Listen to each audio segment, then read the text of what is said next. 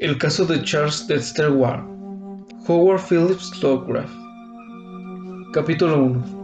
Un resultado y un prólogo. Las sales esenciales de los animales se pueden preparar y conservar de tal manera que un hombre hábil puede tener el arca de Noé completa en su propio estudio y reproducir a voluntad propia la forma de un hermoso animal, partiendo de sus cenizas y, por el mismo procedimiento, partiendo desde las sales esenciales del polvo humano. Un filósofo puede, sin una necromancia delictiva, reproducir la forma de cualquier antepasado que haya sido incinerado. Borellus. Número 1. Recientemente desapareció una persona de características muy notables de una clínica mental privada situada cerca de Providence, Rhode Island. Se llamaba Charles Dexter Ward y había sido recluido ahí, en contra de su voluntad, por un apenado padre que vio cómo su aberración iba convirtiéndose de una simple excentricidad en una peligrosa manía, que implicaba además una posibilidad de tendencias asesinas y un particular cambio en el aparente contenido de su mente. Los médicos habían reconocido su descontento ante cierto caso, dado que presentaba anomalías del carácter general fisiológico y psicológico al mismo tiempo. En primer lugar, el paciente aparentaba ser mucho más viejo de lo que sus 26 años hacían esperar.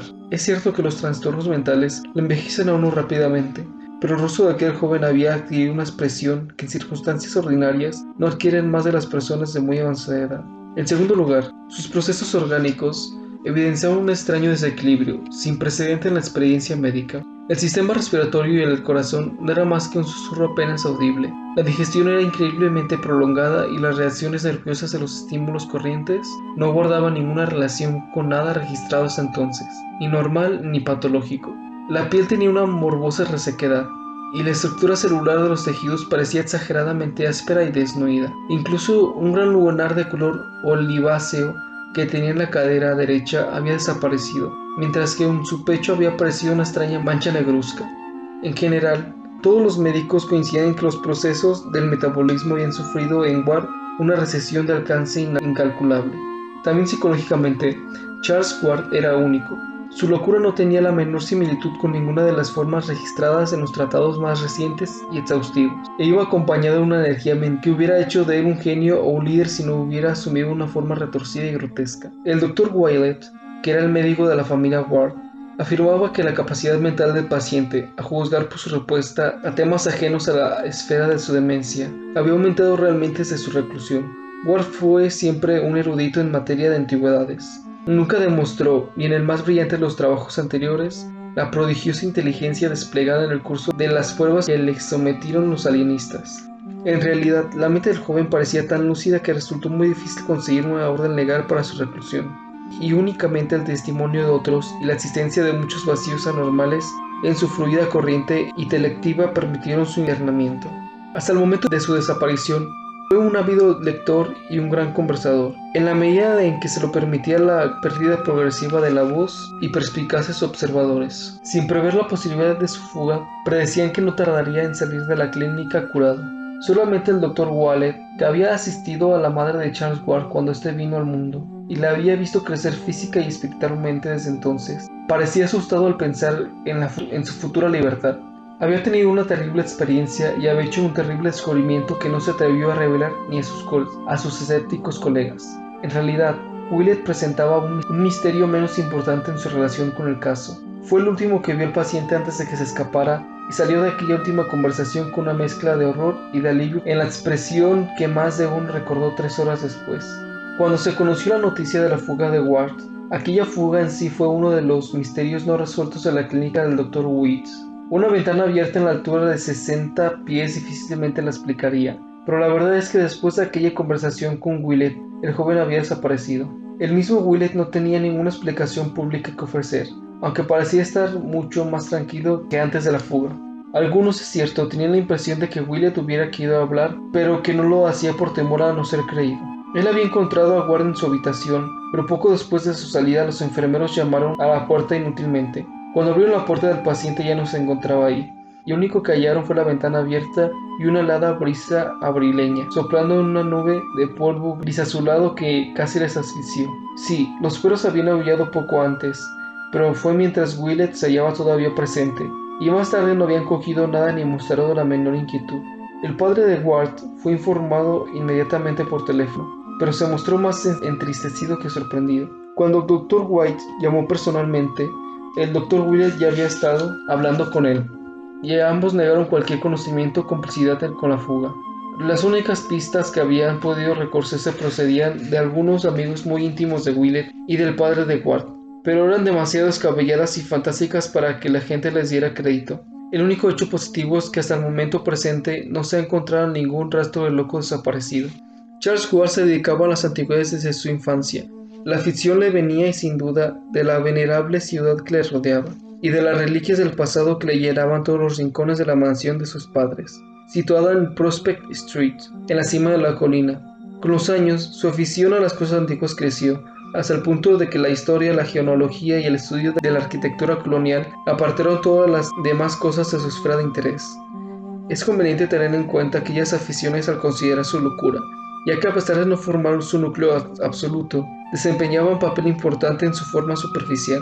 Todas las lagunas mentales que los alienistas habían advertido en Ward estaban relacionadas con asuntos modernos y quedaban compensadas por un conocimiento del pasado que parecía excesivo, puesto que en algunos momentos se hubiera asegurado de que el paciente se trasladaba literalmente a una época muy remota a través de una especie de autohipnosis. Lo más extraño era que Ward ya no parecía interesado en las antigüedades que tan bien conocía, como si la propaganda prolongada la familiaridad con ellas le hubiera hecho perder el atractivo, y todos los esfuerzos finales tenían indudablemente a dominar aquellos hechos del mundo moderno que había sido absoluta e indiscutiblemente eliminados de su cerebro. Ward intentaba disimularlo, pero todos los que le observaban podían notar que su programa de lecturas y conversaciones estaba presidido por el frenético deseo de empaparse del conocimiento de su propia vida y de las perspectivas culturales del siglo XX.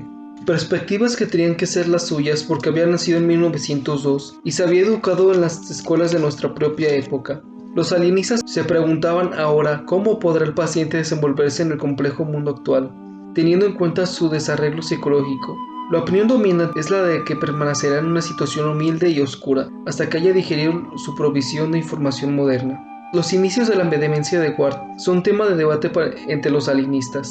El Dr. Lehman, una eminente autoridad de Boston, lo sitúa en 1919 o 1920, durante el último discurso del joven en la Moses Brown School, donde repentinamente abandonó el estudio del pasado para dedicarse al estudio de las ciencias ocultas, negándose a graduarse con el pretexto de que había realizado unas investigaciones individuales mucho más importantes.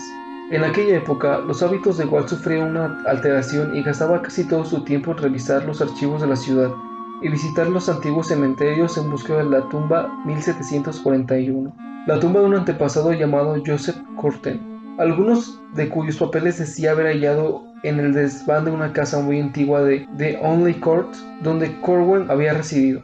Es innegable que el invierno de 1919 a 1940 Ward experimentó una gran transformación. A partir de entonces, interrumpió bruscamente sus estudios y se sumergió de manera desesperada en temas de ocultismo locales y generales, sin abandonar la persistente búsqueda de la tumba de su antepasado.